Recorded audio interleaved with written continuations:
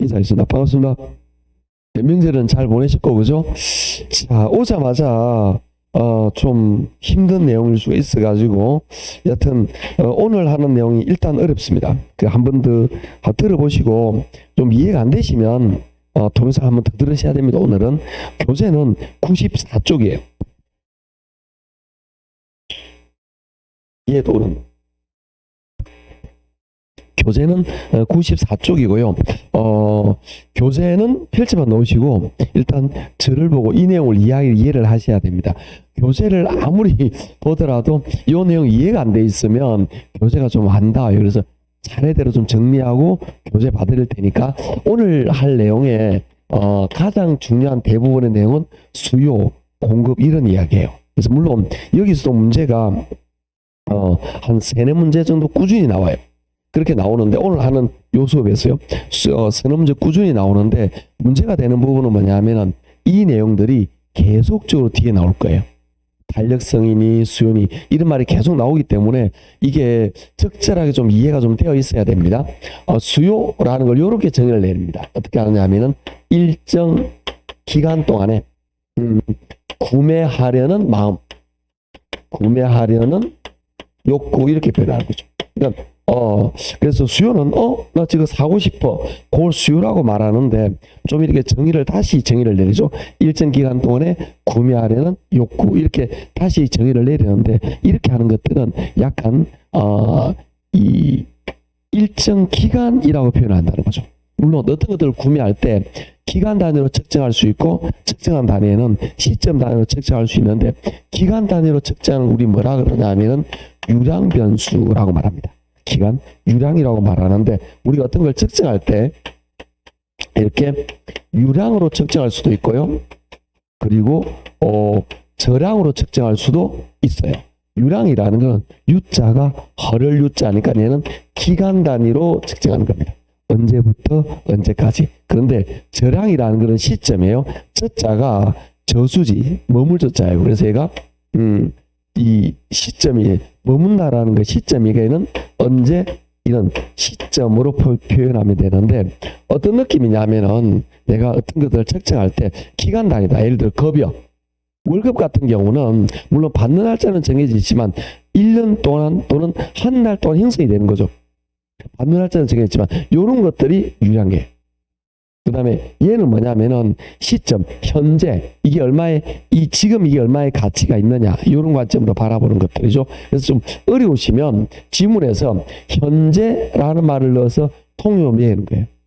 현재 우리나라의 인구가 얼마다.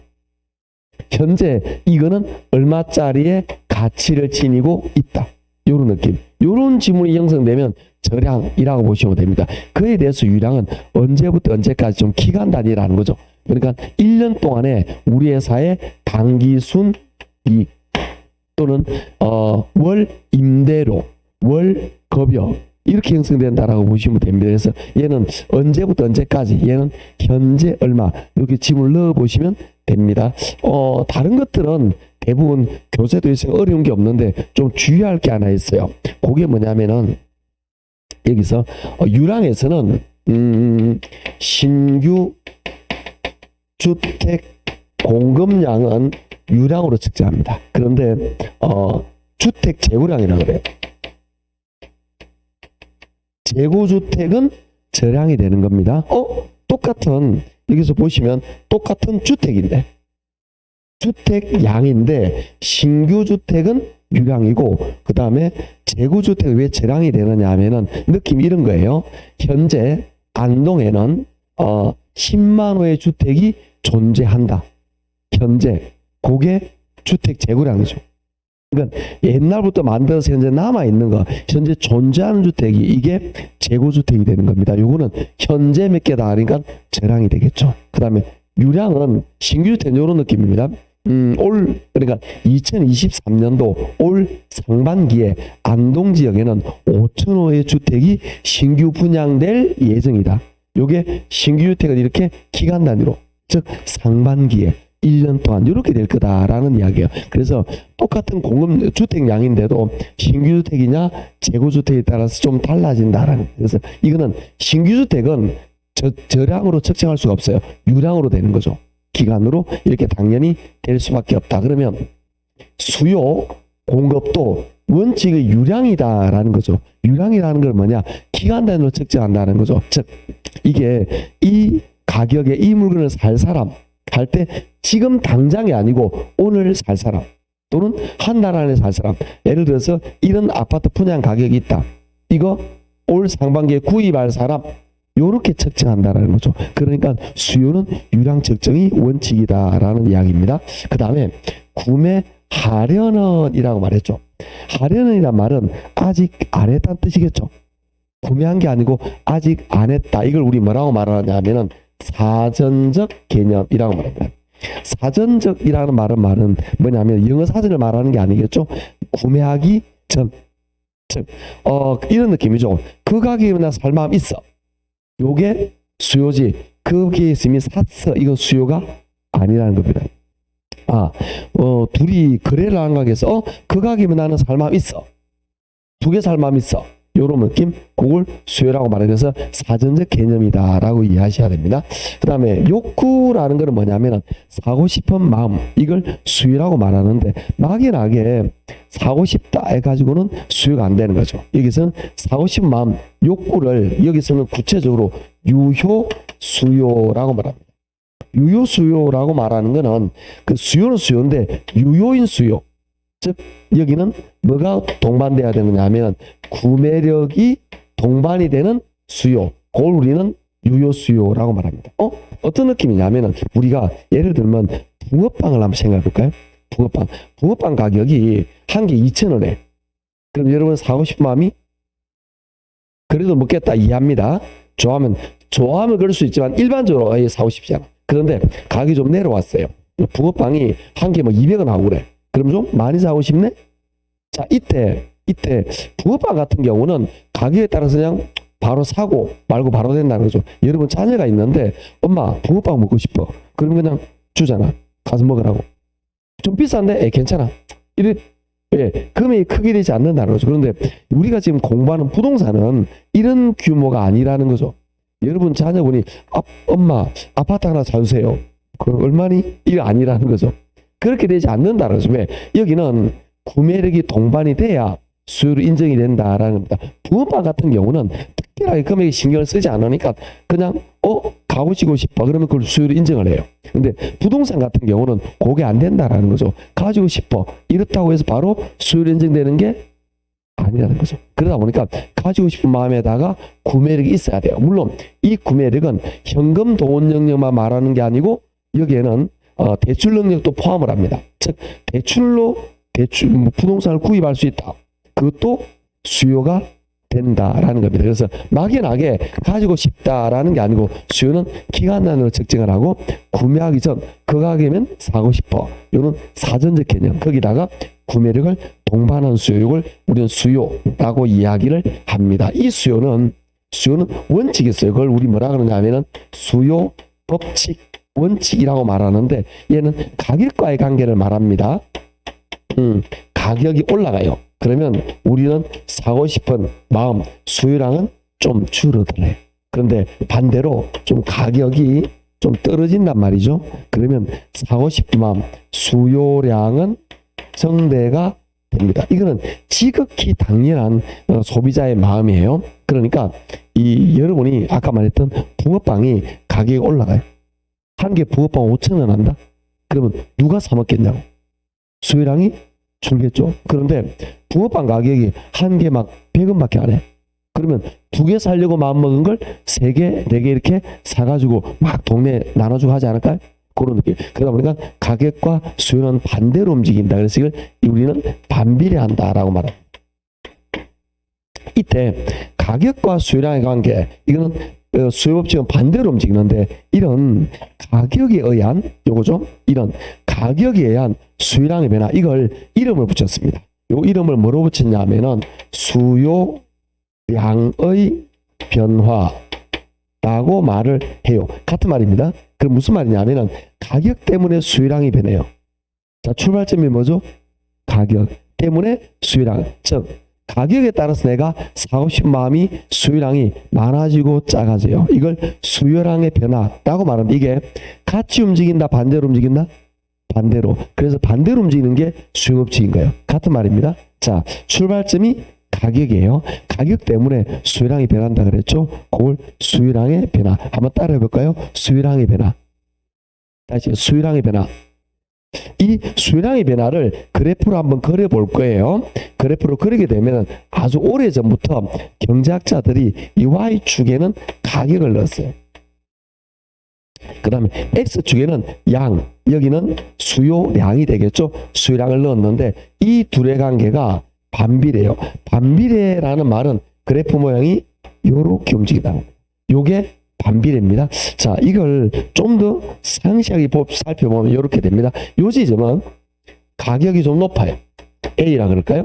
여기는 A는 가격이 높은 요 지점이에요. 여기는 가격이 좀 내려왔어요. B 지점. 여기는 B 지점이 됩니다. 무슨 말이냐? 이 붕어빵에 가격이 올라가잖아요. 가격이 올라가면 수요량이 점점 줄어들어요. 그런데 가격이 붕어빵이 내려오면 수요량이 많아지겠죠? 그러면 수요량을 늘리기 위해서는 가격을 낮추면 됩니다.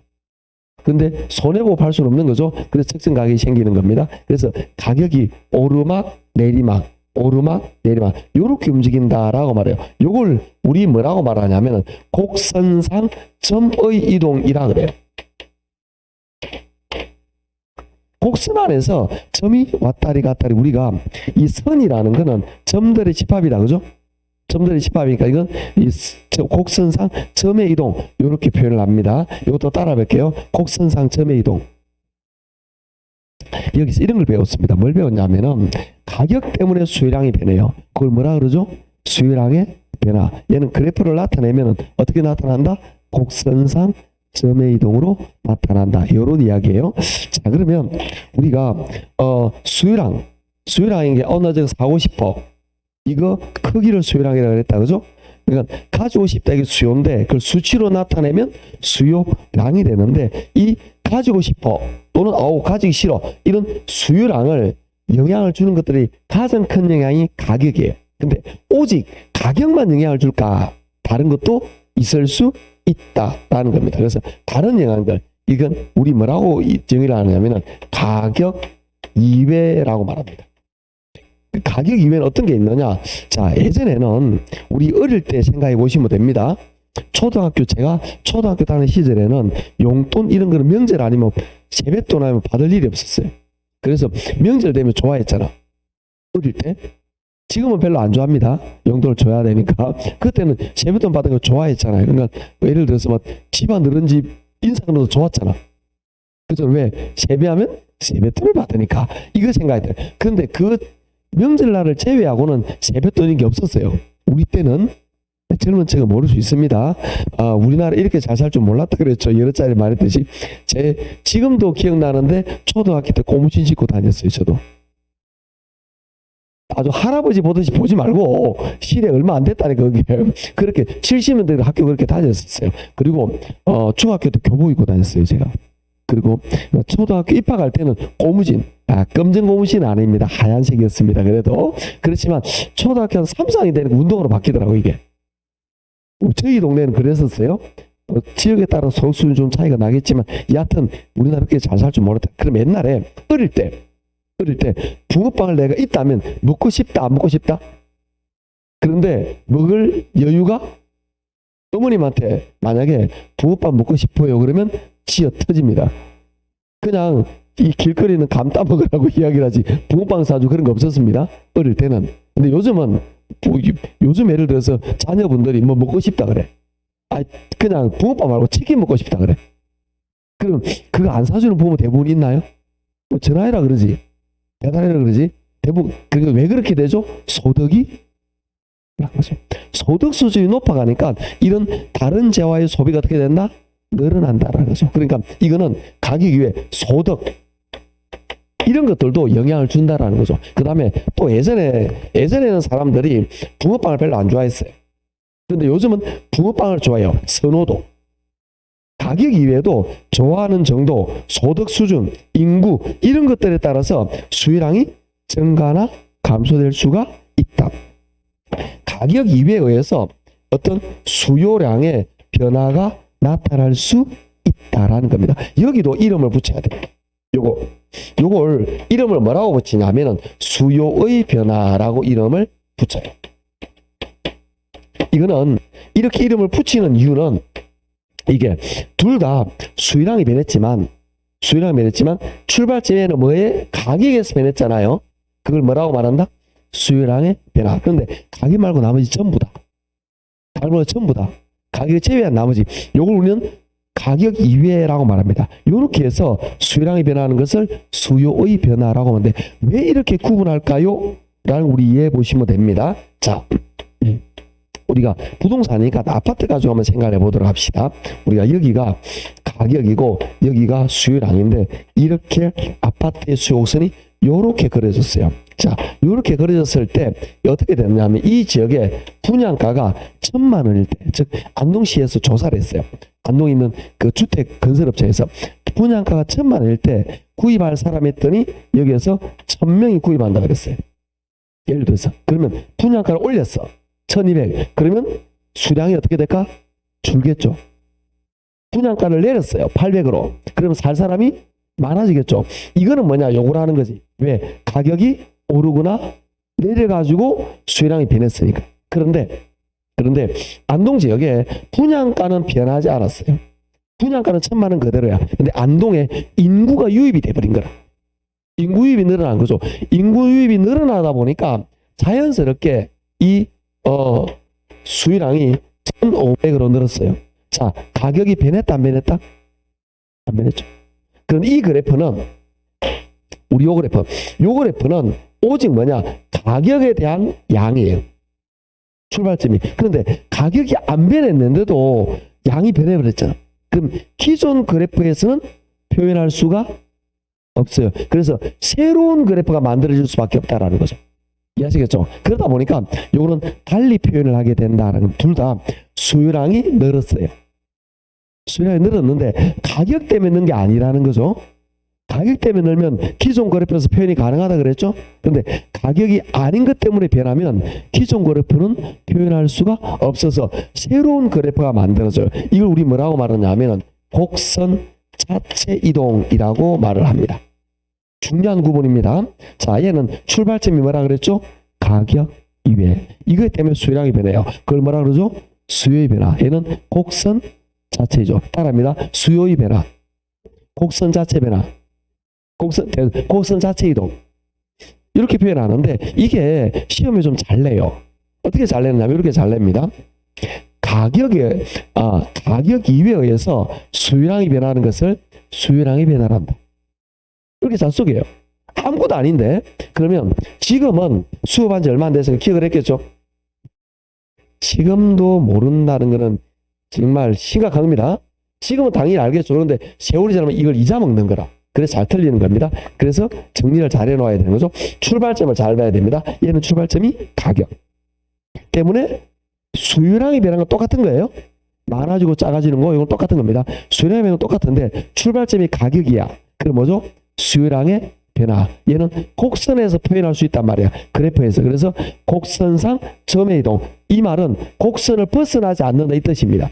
그런데 출발점이 뭐죠? 가격 이외. 요것 때문에 수요량이 변했어요. 그러면 이거는 새로운 곡선이 만들어진다 그랬죠? 그래서 수요 변화는 새로운 곡선이 만들어진다 해서 곡선 자체 이동 이런 표현을 쓰는 거예요. 그러니까 기존 그래프에서 표현이 되느냐, 새로운 그래프가 만들어지냐, 그러니까 이게 중요한 의미를 지닌다 이런 거예요. 이 둘을 간단하게 구분한다라는 이야기입니다. 자, 그러면 여기서 우리는 여기 있는 요 내용, 가격 때문에 수요량이 변하는 건 끝났어요. 가격과 수요량은 같이 움직인다, 반대로 움직인다? 반대로. 그럼 이제 요 놈은 끝났고 요 놈이 어떤 게 있는지 궁금하지 않나요? 안 궁금해도 할 거라 그랬죠. 안 궁금한 표정인데 그것도 할 거예요. 이때 우리는 두 가지로 생각합니다. 어떻게 되느냐면 이렇게 곡선이 오른쪽으로 이동할 수도 있고요. 반대로 이렇게 왼쪽으로 이동할 수도 있어요. 이때 오른쪽 이 양입니다. 오른쪽 하면은 수요 증가예요. 왼쪽은 수요 감소예요. 그럼 제가 이쪽에다가 수요 증가를 정리할 거예요. 이쪽에다가 수요 증가인데 수요 증가 지금 감소는요 반대입니다. 수요 증가는 어떻게 나타내느냐 그래프로 나타내면 요게 요렇게 이동하면 수요 증가 그 이해하시겠죠? 곡선이 달라 움직인 거 출발점이 가격이 아니고 가격 이외입니다. 어떤 게 있는지 한번 알아보도록 합시다. 차례대로 자 상상을 해봅니다. 안동 지역에 아파트에 대한 수요량을 생각합니다. 이 안동 지역에 인구가 늘었어요. 인구가 유입이 됐습니다. 그러면 주택에 대한 수요 어떻게 될까요? 증가하겠죠. 그럼 여기서 인구 증가. 인구가 늘면 당연히 수요가 늘어나는 겁니다. 안동 지역에 소득 수준이 예전보다 높아졌어요. 소득이 높아진 겁니다. 그러면 소득이 높아지면은 당연히 이런 다른 주택뿐만 아니라 대부분의 재화에 대한 소비가 늘어납니다. 그래서 수요가 증가되겠죠. 그 다음에 선호도라고 합니다. 사람들이 옛날에는 아파트를 안 좋아했어요. 우리나라의 구조상 아파트는 좀 밀폐되어 있잖아요. 그런데 지금까지 우리나라는 동네 사람들이 정말 친근하게 잘 지내는 게 좋아했어요. 그래서 주택에 살면 서로 건너편 보고 앞집에 뭐 밥 먹나 안 먹니. 그래서 우리 대부분 알고 있잖아요. 저도 그 어릴 때 집을 생각하면 옆집에 반찬이 뭔지 알고 있어요. 우리 집은 김치만인데 옆집에는 고기를 구워 먹는 거야. 어떻게 알죠? 보이니까 냄새가 나니까. 요즘은 아파트에서 옆집에 뭐 먹는지 알아 몰라. 그거 알는 사람 이상한 사람입니다. 알 수가 없어요, 구조가. 예전에는 옆집뿐만 아니라 옆집도 뭐 먹는지 안다. 왜? 냄새가 나니까. 그래서 고기 한 컵에서 동네가 그냥 부러워. 그런 느낌이 나는 거예요. 그러니까 예전에는 그렇게 돼. 그런데 요즘은 예전에는 그런 이 마을 단위를 좋아하다 보니까 아무래도 마을끼리 친감 이렇게 느끼다 보니까 아파트를 안 좋아했어요. 그런데 단독주택을 좋아했다는 거죠. 그런데 점점 사람들이 개인 생활을 좋아하다 보니까 아파트를 좋아하는 마음이 많아졌어요. 아파트를 좋아하기 시작했어. 아파트에 대한 수요가 어떻게 된다? 당연히 증가하겠죠. 그 다음 요런 느낌. 가격 인상 기대 심리라고 말합니다. 자, 지금은 아니지만 내년에 아파트 값이 오를 거예요. 예를 들어서 내가 결혼을 안 했어. 결혼을 안 했는데 조만간 결혼할 예정이야. 결혼하신 분은 여러분이 남편을 만나기 전에 많은 남성과 결혼할 뻔했잖아.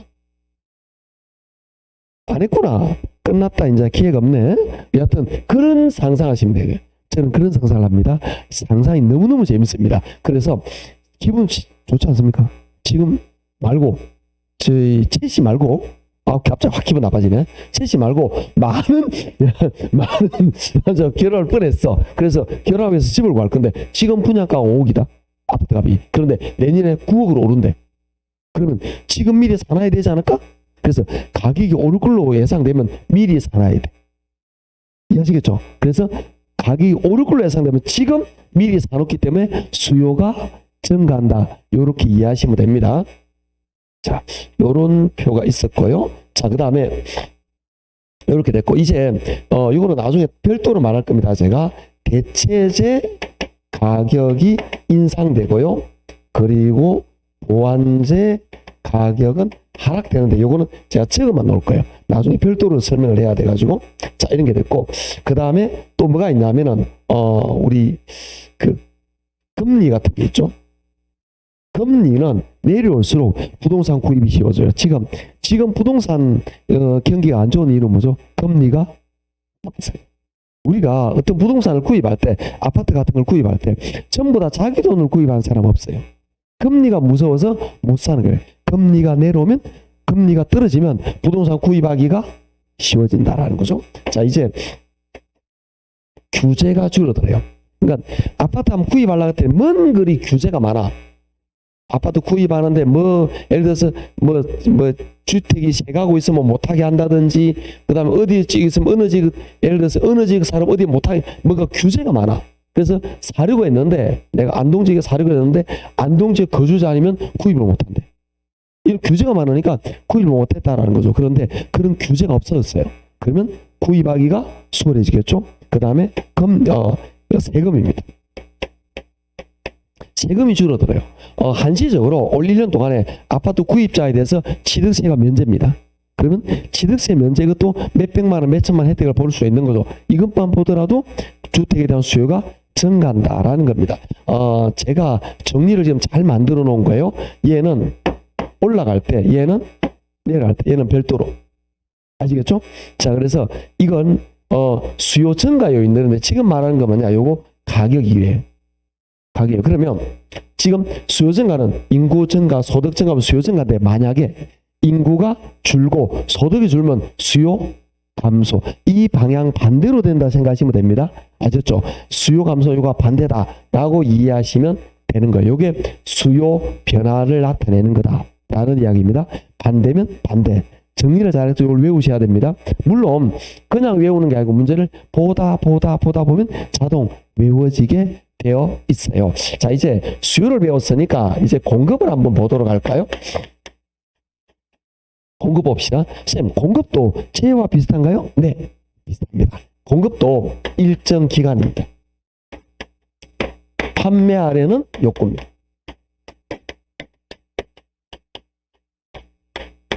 그러면 쌤, 공급도 일정 기간이니까 얘도 유량으로 측정합니까? 네, 유량력 측정이 원칙입니다.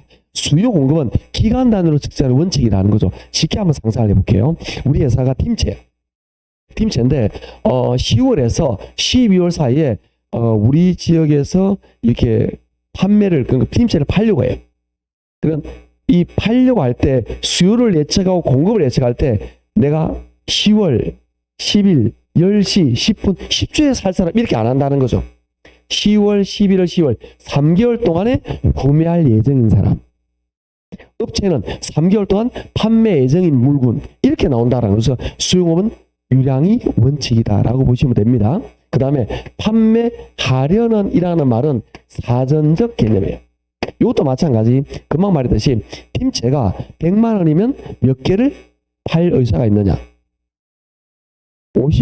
팀체가 200만 원이면 몇 개를 팔 의사가 있느냐. 이렇게 사전적이라는 거죠. 수요도 마찬가지입니다. 100만 원이면 살 의사가 있느냐. 살 사람 손 들어봐. 이렇게 수요를 예측한다라는 느낌이에요. 그래서 사전적 개념. 실제 매매가 이루어지는 게 아니라 그러면 살 의사 있어요? 팔 마음 있어요? 요걸 예측한다 이런 이야기입니다. 그러다 보니까 사전적 개념이고요. 욕구. 나 팔고 싶어. 이것만 가지고는 안 된다는 거죠. 유효 공급이 돼야 된다라는 거죠. 이건 무슨 말이냐면은 상상을 해봅시다. 우리가 지금 우리 다 같이 우리 안동시에 있는 영세민 아파트에 다 살고 있어요. 임대 아파트 살고 있습니다. 이 아파트 우리 게 아니죠. 영구 임대입니다. 아셨죠? 대도시에는 그런 게 좀 많이 있어요. 그래서 다 살고 있어요. 우리끼리 애들 학교 보내고 커피 한잔 하고 있다 지금. 커피 한잔 하고 있으면서 이야기하는 거죠. 요새 서울 지역에 아파트 값이 많이 오르는데 우리 아파트 한번 팔아볼까? 예, 언니. 이거는 공급이 안 돼요. 왜? 물량 있다 없다? 없어. 그런데 지금은 아니지만 우리가 노력해가지고 여러분이 아파트도 5개 정도 있고 그 다음에 종합부동산세를 내는 그런 사람 보면 좀 어때요?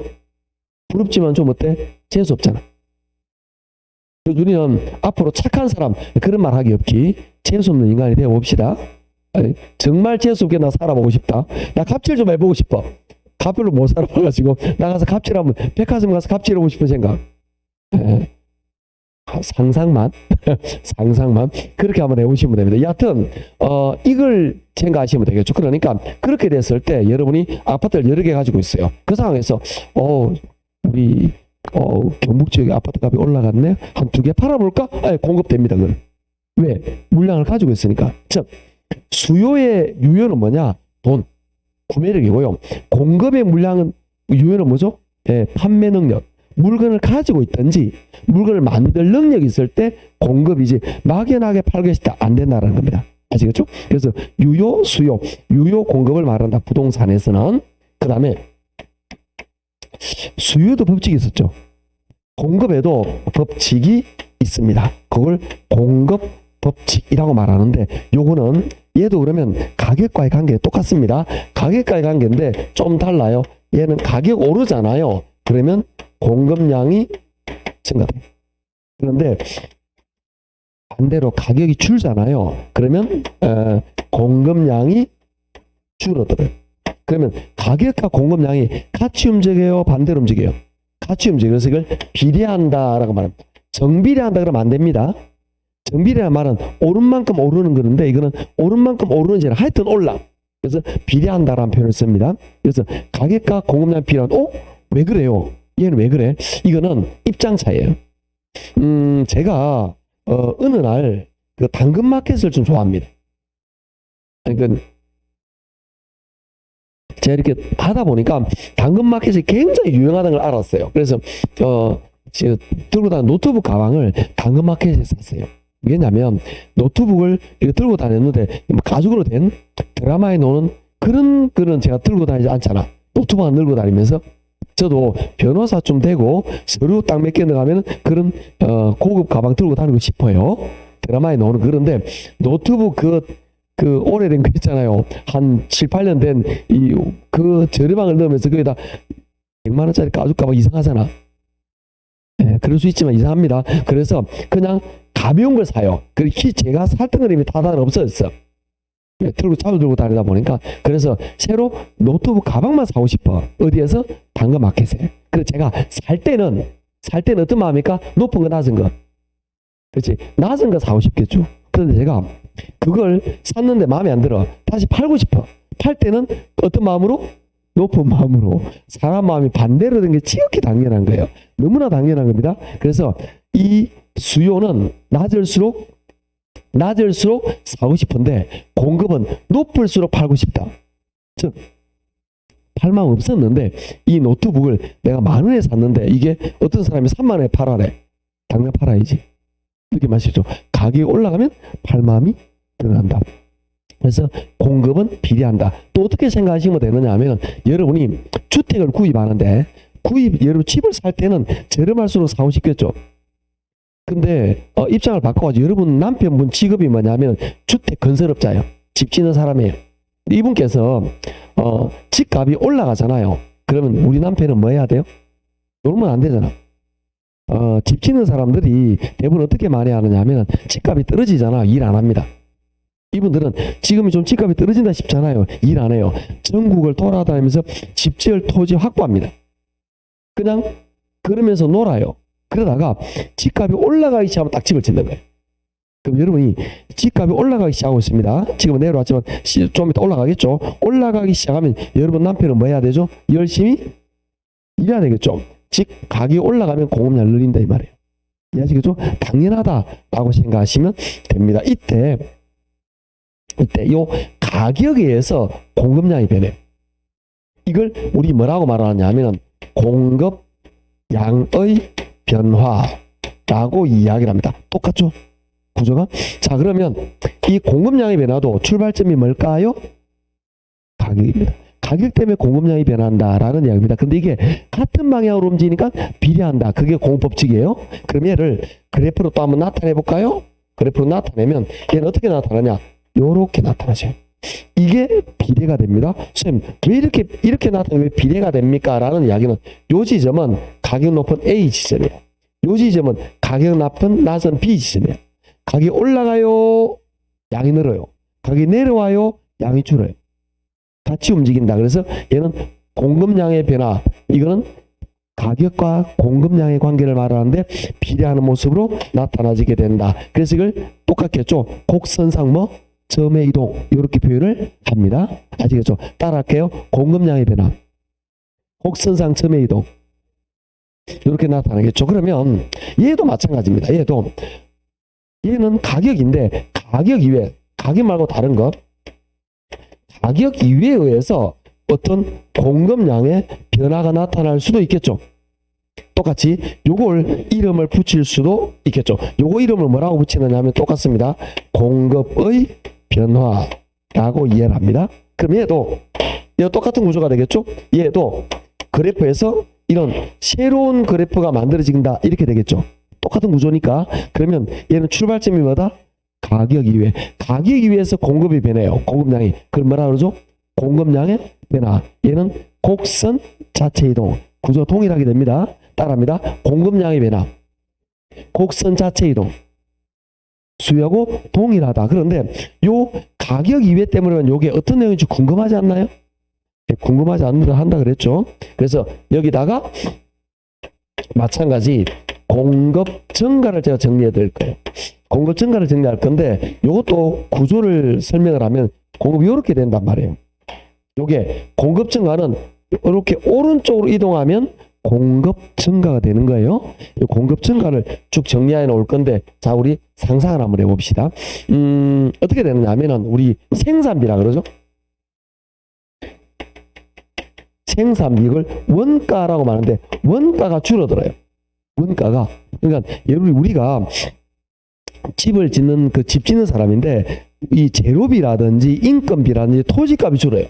그러면 판매가는 그대로 오면은 이게 원가가 줄면 내 마진이 늘어나겠죠. 그럼 나는 공급량을 늘리겠죠. 나 마진이 늘어나는 거 마찬가지니까 어떤 느낌이냐면은 예를 들어서 집 짓는데 500만 원이야. 그런데 이걸 700만 원에 팔아. 그럼 내 마진 200이죠. 그러면 요게 오르면 지금 말했던 요거 가격 요거라는 이야기. 근데 요거는 안 올랐는데 원가가 떨어졌어. 내 마진 똑같이 커지겠죠. 이렇게 돼도 공급량이 증가된다라는 이야기입니다. 그래서 생산비, 원가가 줄어드는 것도 공급이 증가되는 거예요. 곰곰이 생각해 보시면 됩니다. 자, 그 다음에 생산 기술이 발달해요. 생산 기술이 발달한다라는 이야기는 예전에는 이 생산 기술이 발달하면 원가가 줄어듭니다. 예전에는 이걸 만드는데 공정이 10개였어요. 생산비가 많이 들었어. 근데 기술이 발달하면서 공정을 5개로 줄여버렸어.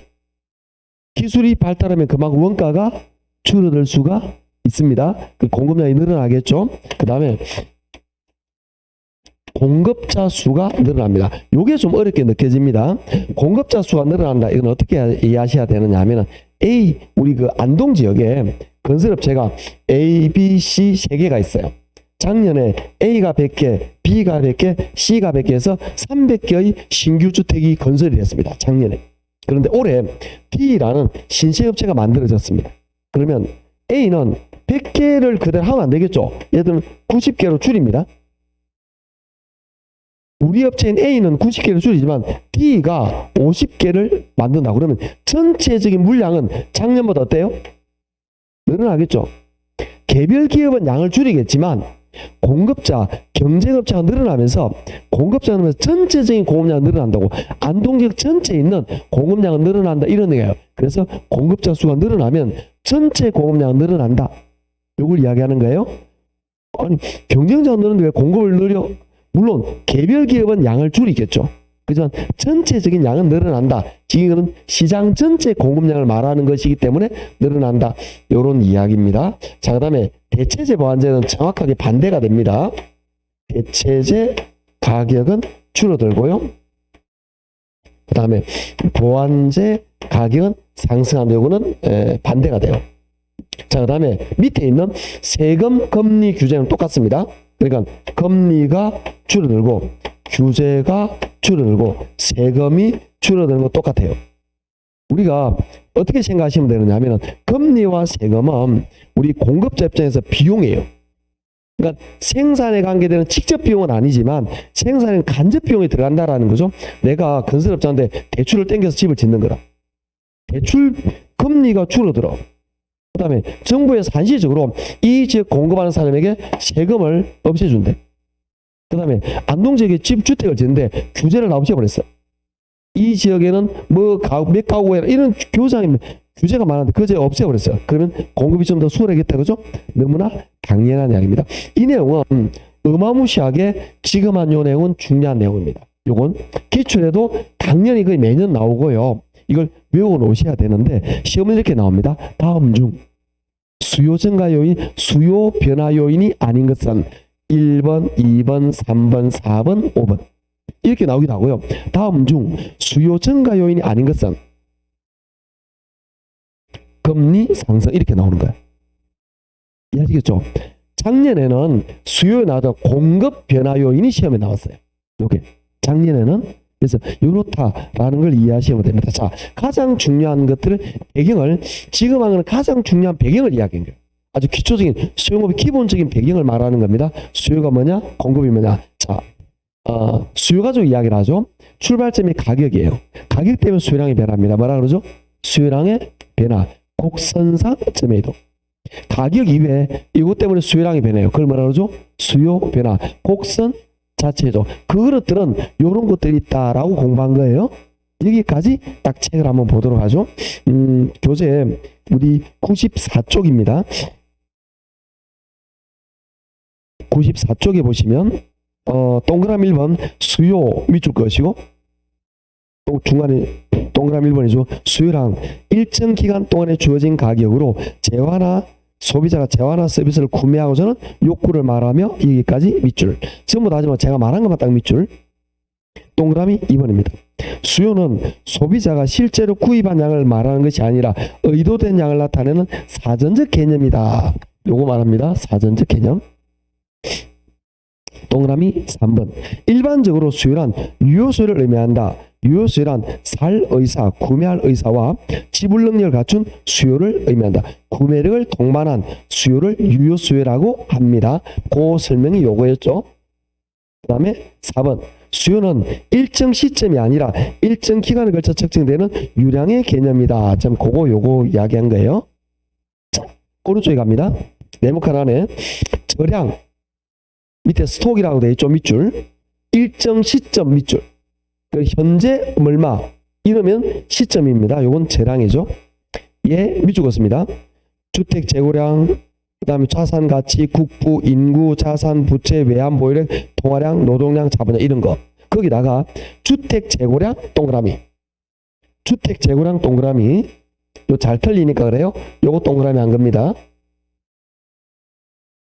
유량 밑줄 그으시고 이거는 플로우라고 해서 기측정 단위가 흘러간다는 뜻이죠. 일정 기간 밑줄 오른쪽입니다. 임대료 수입, 신규주택 공급량 동그라미, 주택 거래량, 부동산 회사의 단기 순이익, 그 다음에 순영업소득 어쩌고 저쩌고 다 밑줄. 요놈도 요거 신규주택 공급량 얘들은 헷갈리니까 동그라미 해놓자라는 거죠. 이게 나중에 이렇게 외우라 그럽니다. 이 구분을 잘 못하신다고. 그래서 어떻게 제가 외우라 그러냐 하면은 유량을 유량이라 그래요. 유량. 다시 유량을 유량이라 그래요. 아직도 뭐 말인가 모르겠어요. 다시 유량을 유량이라 그래요. 왜? 신규 뉴. 그래도 모르면 내 잘못 아닙니다. 뉴 이렇게 한다는 거죠. 그래서 혹시 쌤이 수업하다 걔 유량을 조금 뉴 이러더라. 그 기억나면 뉴 신규 그러면 고마워하시고 아시죠? 딱 그렇게 한번 봐놓으시면 되는 거예요. 자, 나머지는 뭐 어려운 게 없어 넘어갑니다. 자, 넘어가셔가지고 96쪽으로 할 거예요. 96쪽에 보시면 동그라미 이번에 수요법칙 밑줄 것이고 다른 조건이 동일할 때 오른쪽에 부동산의 수요량은 가격에 반비례한다 밑줄. 그게 요거 말하는 거죠. 요거다 그죠? 이겁니다. 자, 나머지는 안 봐도 됩니다. 중요하지 않은 거예요. 다음에 할 겁니다. 99쪽으로 넘어가요. 지금 말하는 걸 안 봐도 됩니까? 네, 보지 마세요. 시간 없으니까. 중요도가 낮은 것들이에요. 99쪽에 갑니다. 표를 보세요. 표를 보시면 수요의 변화 보이죠? 밑줄 밑에 가격 이외 동그라미. 가격 이외 동그라미. 미연 수요 곡선 자체 이동 밑줄. 오른쪽에 수요량의 변화 밑줄. 기억에 해당재와 가격 동그라미. 가격 동그라미. 밑에 곡선상의 이동 밑줄. 이게 곡선상 점의 이동을 말합니다. 구분하시겠죠? 자, 지금 계속 중요한 요거 말하고 있는 거예요. 요거 다루고 있는 겁니다. 자, 밑에 그래프가 친절하게 잘 나와 있고요. 넘어갑니다. 자, 101쪽 여백에다가 쉬는 시간에 여러분은 101쪽 여백에 요걸 적으시면 좋겠어요. 101쪽 여백에다가 제가 그린 요만큼을 그 표는 안 그려야 됩니다. 요거와 이 수요증가에서 요거 제가 말한 표 이대로 딱 나누어서 이렇게 딱 나누어서 요대로 딱 적어 놓으시면 좋겠어요. 선생님 왜 이렇게 되느냐? 100쪽 101쪽은 좀 이따 할 거예요. 왜 이걸 정리해 좋겠냐? 넘어가 볼게요. 102쪽에 보시면 102쪽에 표가 하나 나와 있죠. 102쪽에 표가 나와 있다 그죠? 거기 보시면 수요 증가막 표현 나와 있는데 그게 요거 말해요. 그런데 좀 정확하게 안 하고 좀 정리가 안 돼 있어. 제가 정리를 좋아합니다. 좀 산만하게 돼 있다 이 말이에요. 왜냐하면 이게 딱딱딱 정리가 돼야 되는데 그 정리가 안 돼 있다 보니까 여러분이 좀 이렇게 헷갈리게 돼 있는 거라. 그래서 그걸 표를 정리해 놓은 게 오니까 그래서 102 쪽을 볼 필요가 없는 거야. 이걸 보면 이해하시겠죠? 그 다음에 103쪽은 안 봐도 됩니다. 넘어가시고 104쪽으로 갈 거예요. 104쪽에 보시면 공급의 개념 동그라미 1번의 밑줄입니다. 공급의 개념, 공급이란 일정 기간 동안에 주어진 가격으로 생산자가 재화나 서비스를 판매하고자 하는 욕구를 말하며 여기까지 밑줄. 동그라미 2번 끝에 유량 개념. 동그라미에서 한번 두 번째 줄에 사전적 개념 유효 공급. 자, 같은 말이니까 중복이니까 생략합니다. 설명은. 수요 공급은 전부 다 유량 개념이고 사전적 개념이고 유효 수요 유효 공급이다 이런 이야기입니다. 그 다음에 넘어갑니다. 오른쪽에 105쪽이죠. 오른쪽에 동그라미 3번.